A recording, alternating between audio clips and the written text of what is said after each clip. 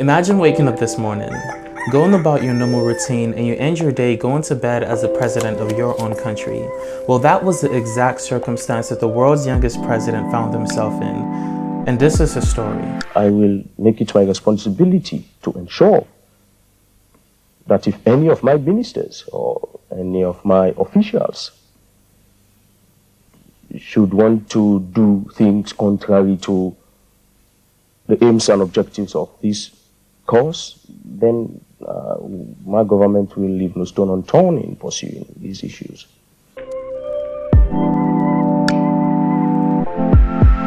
Usually, presidential candidates are people who are known for their performance in minor political roles or people who are revered in the community. This is not that case. Our young president was only famous amongst his friends for winning a dance contest at a local nightclub. Like I mentioned earlier, our young president had no intentions of becoming president. He probably never even imagined ever being president because his journey towards being the head of state happened within the span of a few hours, and it occurred by mistake. Stop. You don't get it.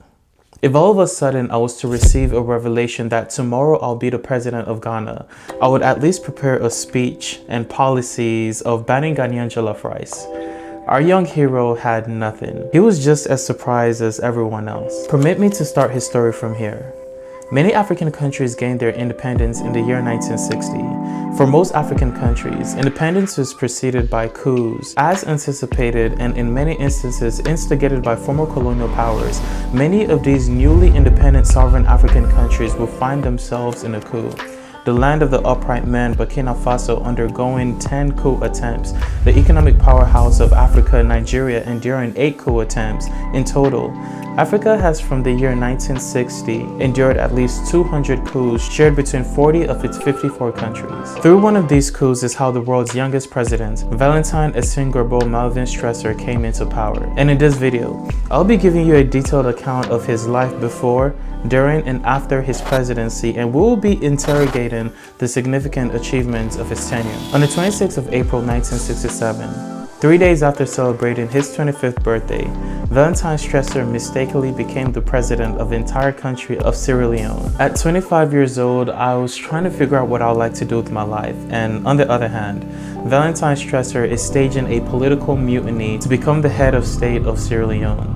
So what exactly instigated the uprising of this coup? And how did a 25-year-old boy single-handedly stage a coup by mistake? At the time, Major General Joseph Seydou Momo was the incumbent president of Sierra Leone. His tenure was widely perceived as corrupt and the reason for Sierra Leone's unemployment crisis. He was considered weak by many and insensitive to the daily struggles of the people. Now the last government, sir, was accused, especially the president of the last government, was accused of not doing anything to people who were proved to be corrupt and fraudulently converted public funds. Instead, they were seen having a nice lifestyle after they had knowingly squandered money belonging to the state, and nothing was done to them. I mean, if that happened in your administration, what would you do? If you found any of your colleagues getting into that kind of thing, what would you do to them? Well, I think that's not a question for me. It's a question for the courts. It's not for the courts to decide. So if any of your colleagues at the government, for example, went astray like this or got themselves into temptation to do these things, you would pursue them in the courts? Precisely. Precisely. I will not allow my government to be swayed into the trappings of power. I will make it my responsibility to ensure that if any of my ministers or any of my officials should want to do things contrary to the aims and objectives of this cause, then my government will leave no stone unturned in pursuing these issues.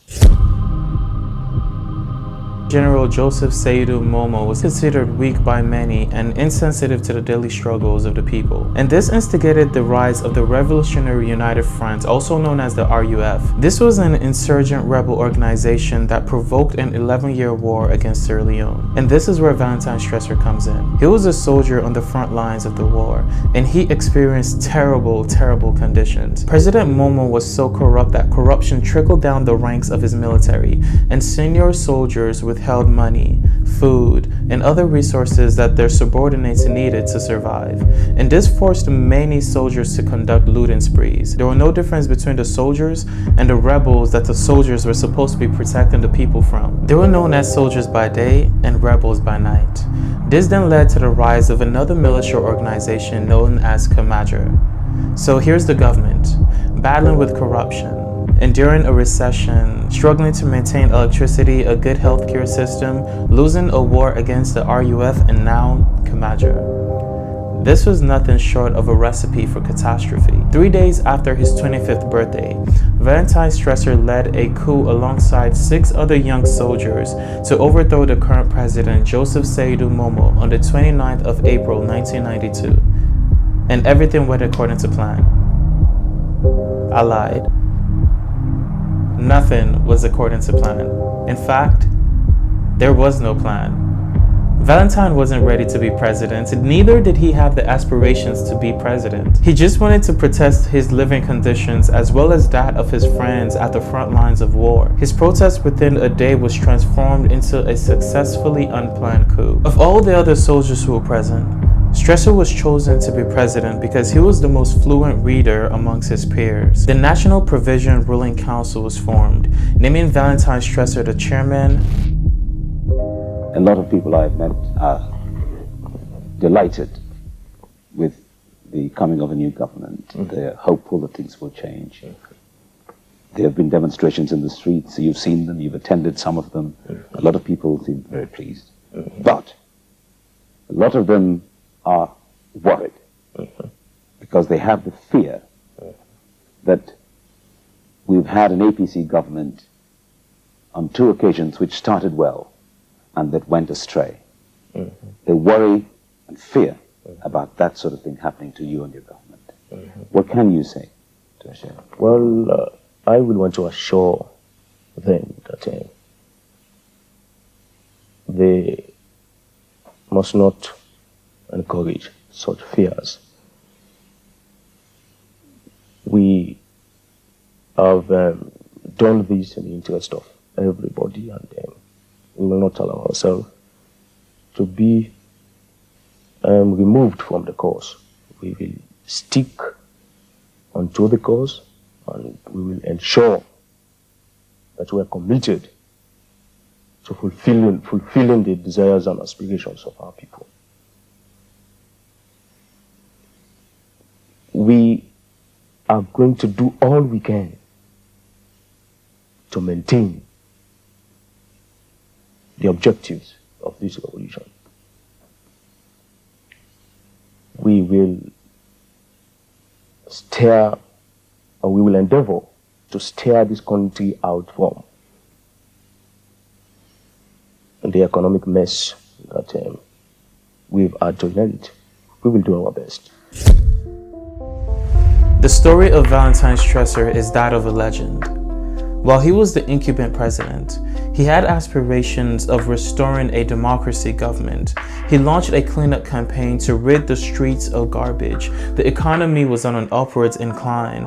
He restored the country's gas and electricity supply, and he also filled in the gap within the country's national healthcare system.